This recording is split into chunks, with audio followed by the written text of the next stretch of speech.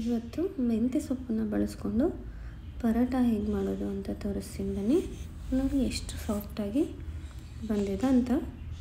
ನೀವು ಒಂದ್ಸತಿ ಮನೇಲಿ ಟ್ರೈ ಮಾಡಿ ಬನ್ನಿ. ಹೇಗೆ ಮಾಡೋದು ಅಂತ ನಾನು ತೋರಿಸ್ತೀನಿ. ಗೋಧಿ ಹಿಟ್ಟು ತಗೊಳ್ಳಿ, ಅದನ್ನು ಜಲ್ದಿ ಇಟ್ಕೊಂಡಿದ್ದೀನಿ. ಇದಕ್ಕೆ ನಾವು ಮೆಂತ್ಯ ಸೊಪ್ಪನ್ನ ಎಲೆ ಮಾತ್ರ ತಗೊಂಡು ಕಟ್ ಮಾಡಿ ಇಟ್ಕೊಳ್ಳಿ. ತೊಳೆದ್ಬಿಟ್ಟು ಕಟ್ ಮಾಡಿರೋವಂಥದ್ದು. ನೋಡಿ, ಇದಕ್ಕೆ ನಾವು ಸ್ವಲ್ಪ ಮಸಾಲೆಗಳನ್ನ ಸೇರಿಸ್ಕೊಳ್ಳೋಣ. ಇದಕ್ಕೆ ಸ್ವಲ್ಪ ಉಪ್ಪು, ಸ್ವಲ್ಪ ಅರಿಶಿಣದ ಪುಡಿ ಹಾಕ್ಕೊಳ್ಳೋಣ. ಸ್ವಲ್ಪ ಅರಿಶಿಣದ ಪುಡಿ, 1 ಸ್ಪೂನಷ್ಟು ಖಾರದ ಪುಡಿ ಹಾಕ್ಕೊಳ್ಳಿ. ನೋಡಿ, 1 ಸ್ಪೂನ್ ಖಾರದ ಪುಡಿ, 1 ಸ್ಪೂನಷ್ಟು ಬಿಳಿ ಎಳ್ಳನ್ನು ಹಾಕ್ಕೊಳ್ತಾ ಇದ್ದೀನಿ. ನೋಡಿ, ಎಲ್ಲ ಹಾಕ್ಕೊಂಡು ಸ್ವಲ್ಪ ಕಟ್ ಮಾಡಿ ಇಟ್ಕೊಂಡಿದ್ದೀನಿ ಕೊತ್ತಂಬರಿ ಸೊಪ್ಪು, ಅದನ್ನು ಕೂಡ ಇದರಲ್ಲಿ ಹಾಕ್ಕೊಳ್ತಾ ಇದ್ದೀನಿ.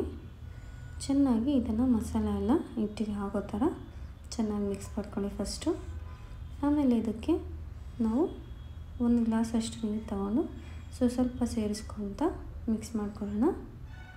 ನೋಡಿ, ಚೆನ್ನಾಗಿ ಈ ಥರ ಮಿಕ್ಸ್ ಮಾಡ್ಕೊಳ್ಳಿ.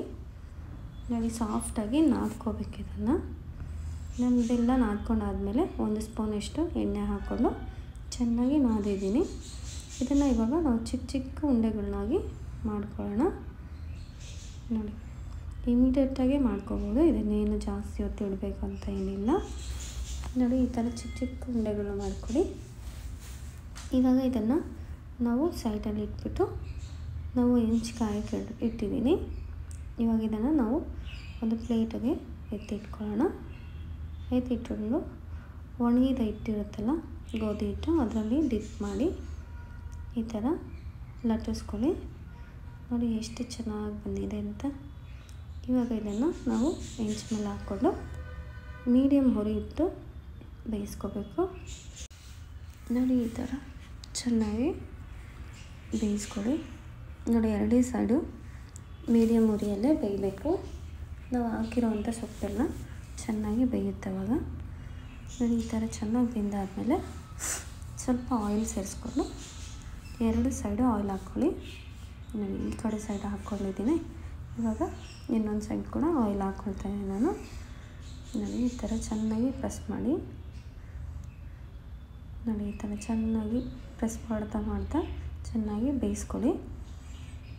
ಇದಕ್ಕೆ ನೀವು ಸಾಂಬಾರಾದರೂ ಅಥವಾ ಚಟ್ನಿ ಆದರೂ ಪಲ್ಯದ ಜೊತೆ ಆದರೂ ತಿನ್ಬೋದು, ಚೆನ್ನಾಗಿರುತ್ತೆ. ಬೆಳಗ್ಗೆ ಟಿಫನ್ಗಿದು ತುಂಬ ಚೆನ್ನಾಗಿ ಮಾಡ್ಬೋದು. ನೋಡಿ, ನೀವು ಒಂದು ಸತಿ ಟ್ರೈ ಮಾಡಿ ನೋಡ್ಕೊಳ್ಳಿ. ಎಷ್ಟು ಚೆನ್ನಾಗಿದೆ ಅಲ್ಲ, ತುಂಬ